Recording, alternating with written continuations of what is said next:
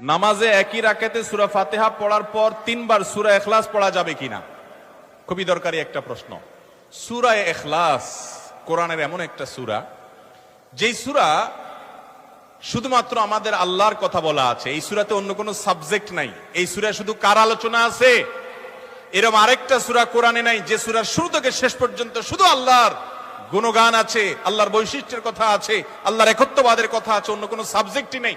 এটা সাবজেক্টই শুধু আল্লাহ তাআলা। এই জন্য এক সাহাবী এই সূরাকে খুব ভালোবাসতেন। তিনি মানুষের ইমামতি করতে গিয়ে সূরা ফাতিহার পরে অন্য যা পড়েন না পড়েন সাথে সূরা ইখলাস অবশ্যই পড়তেন। দুইজন সাহাবীর জীবনে এরকম ঘটনা পাওয়া যায়। একজন সম্ভবত মসজিদে কুবার বা এরকম কোন মসজিদের ইমাম ছিলেন, আরেকজন জিহাদের ময়দানে এই কাজ করতেন।